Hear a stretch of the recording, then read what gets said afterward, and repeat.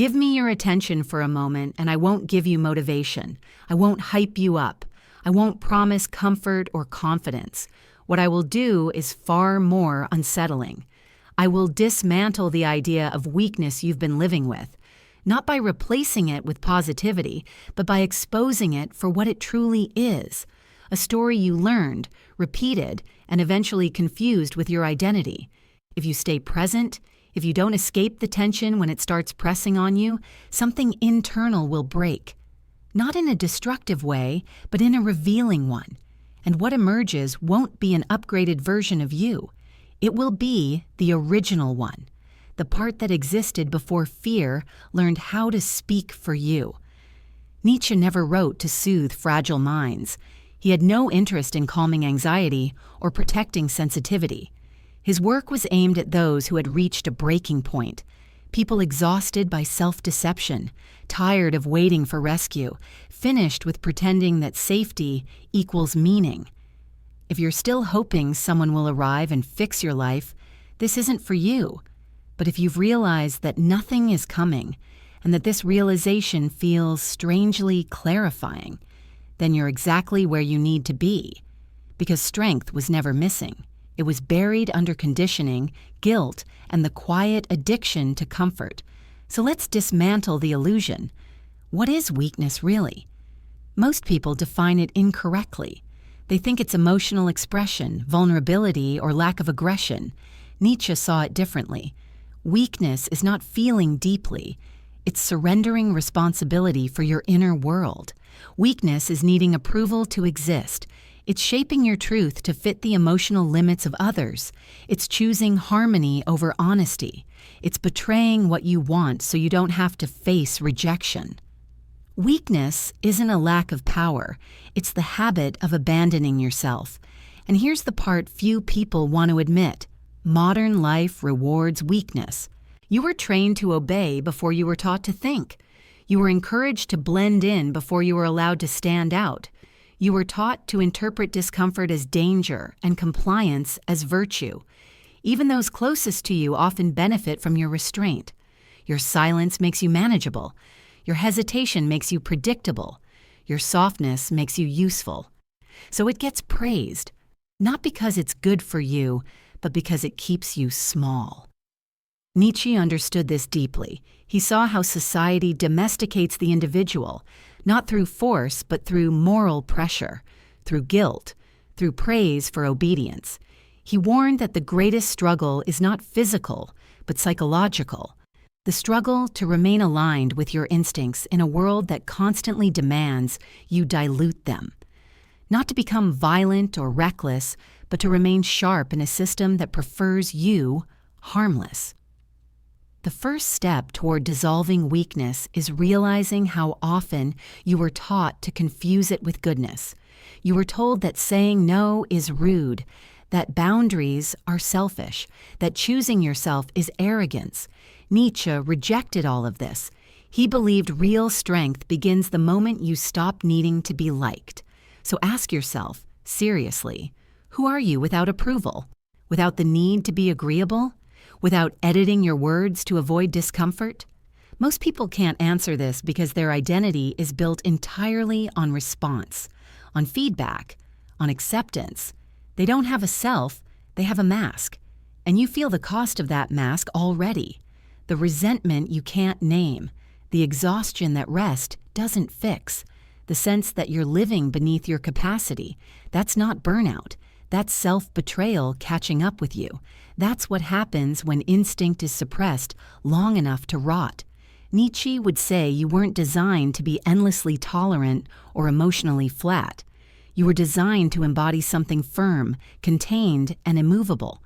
And the reason you feel weak is because you've spent years denying that nature. Weakness doesn't usually announce itself dramatically. It lives in habits, quiet routines that drain your authority while convincing you everything is fine. Nietzsche said that anyone who cannot command themselves will eventually be commanded by something else. Look at your mornings. If the first thing you do is surrender your attention to a screen, you've already handed over control. Not because technology is evil, but because reaction replaced intention. Creation was postponed, sovereignty delayed. Repetition like this erodes internal authority. Then there's language.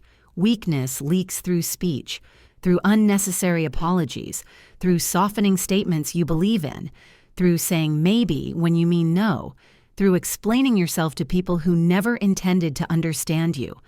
Clarity is power, not volume, not aggression, precision. When you speak without dilution, people feel it. When you stop filling silence, tension appears, and tension commands respect. Emotion is another area people misunderstand. Strength does not mean numbness. That's dysfunction. Nietzsche didn't teach emotional suppression. He taught emotional mastery, feeling fully without being ruled by impulse, responding instead of reacting, stillness instead of explosion, precision instead of chaos. Weakness is emotion without awareness. Strength is emotion under command. Nietzsche had no tolerance for victimhood, not because pain isn't real, but because identity built on suffering becomes a prison. Blame replaces agency. Trauma becomes justification. Growth freezes. He believed pain should be transformed, not worshipped. Your past is not your personality. It's raw material, and no one ultimately cares what you endured. They care what you forged from it. Purpose works the same way. You don't discover it. You choose it. The moment you commit to a direction, weakness begins to lose oxygen. Distraction fades. Drama becomes irrelevant. Decide what you build. Decide what you protect. Decide what you will no longer tolerate. If you don't choose, the world will choose for you, and it will choose comfort, obedience, and mediocrity. One of the deepest roots of weakness is fear of standing alone.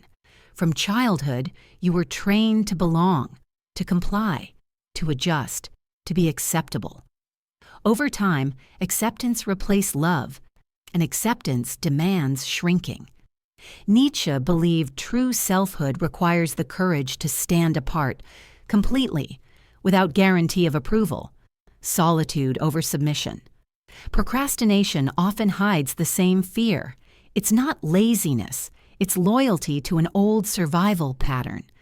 At some point, you learned that power creates distance, that ambition costs connection, so you slowed yourself down to stay safe.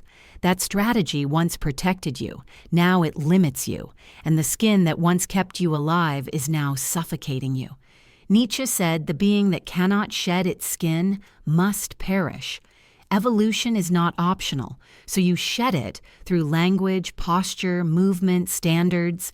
You stop negotiating with your own integrity. You stop apologizing for existing. You speak directly. You stand fully.